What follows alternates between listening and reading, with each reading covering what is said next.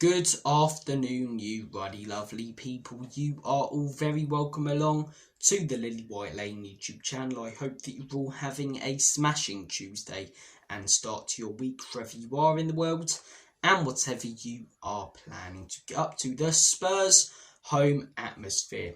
Yet again dead as a dodo on Sunday. Look, I personally didn't go to the game, but judging by what I've heard from people who did, and judging by what I heard and saw on TV, it was really poor again. It was really quiet throughout the game. When we were 2-0 down, when we were 2-2, there wasn't much difference. There really wasn't. It was a pretty pathetic atmosphere and has been for a little while at home. When I've been to home games, especially the afternoon ones on a Saturday or Sunday, the atmosphere has been really poor.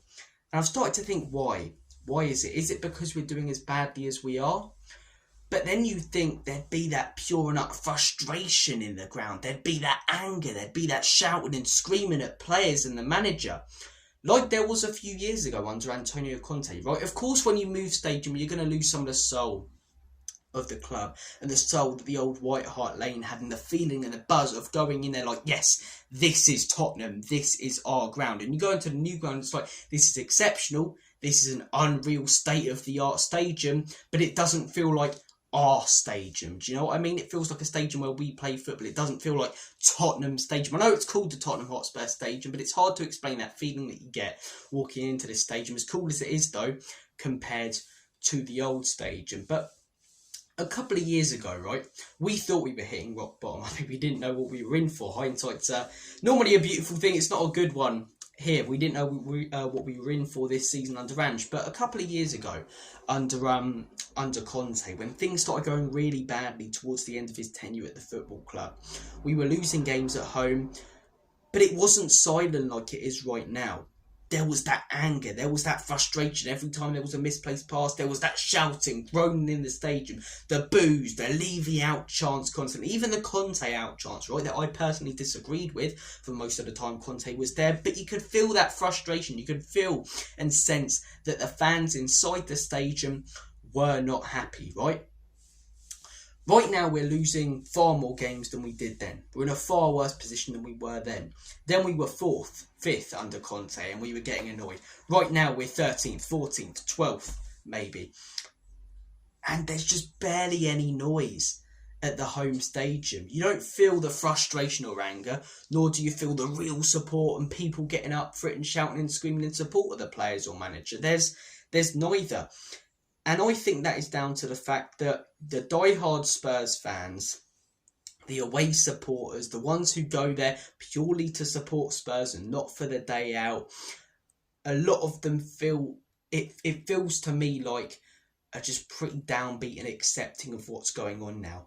And when those fans start losing their voice at home, that's when your atmosphere completely drops, especially with a new and fancy stadium like we've got, because we've got a lot more fans going to this stadium than the old White Hart Lane, who are more there for a day out than they are going to see a Spurs game. A family day out, let's get some pie and chips inside the stadium, sit out in the sun, enjoy the game, Dad will have a couple of beers after and go home. Not necessarily, that game was pathetic, Son should have scored that sitter walking out of the stadium, or that game was unreal, what a tackle by Romero, you know? So, I feel like a lot of the fans who go there, I would probably say 50 to 60%, some would argue more, are there more for a day out than they are to support Spurs because it's the football club they love and they care about the result and everything that happens on that pitch. Then you've got the percentage of fans, it's probably 5 to 10%, probably closer to 10%, who are travelling abroad from Korea to support the superstar Heung-min Son, which isn't a problem until they're silent inside the stadium and are only there specifically for one player instead of supporting the team. And then you've got the percentage of diehard fans who normally keep every club's atmosphere at a certain standard, and when they start becoming either accepting of results or things going badly, downbeat about things, and when their frustration or voice starts to be lost, that's when your atmosphere goes completely down the drain, in my opinion. Our atmosphere, look, it hasn't ever been great at this new stadium, but we've had big nights and big games where it's phenomenal, right? I've been to a few 12:30 games, even a couple of years ago when things were going really well.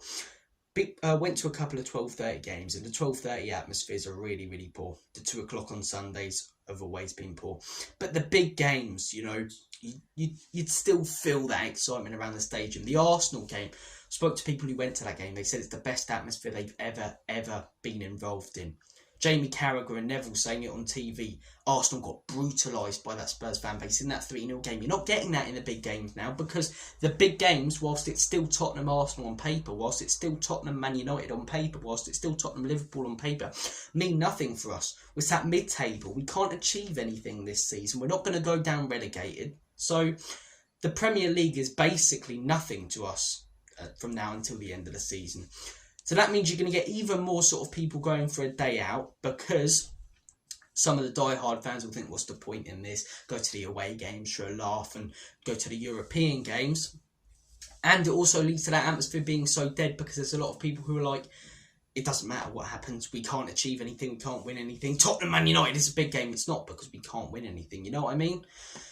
So I think the atmosphere is as bad as it is right now, partly because of the problems we've had since moving into the stadium, the fact that the club's lost its soul a little bit, the fact that there's a lot more casual fans, people who are going for a day out, than there are die-hard Spurs supporters, and partly, obviously, due to the fact that there are fans who do travel from abroad and barely make any noise. But I wouldn't say the poor results and the poor performances are the biggest factor like many would, because we had better results and better performances a couple of years ago, and fans inside that stadium were screaming and shouting. You could feel the anger and frustration, whereas now there seems to just be that acceptance of what's going on and the state that the club's in.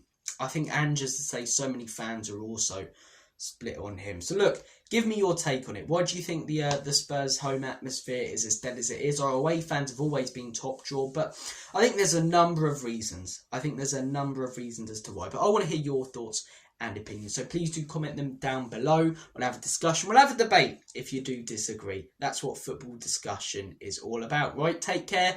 Have a smashing rest of your day. Ciao for now. And as always, Ian can leave you out. Come on, you Spurs.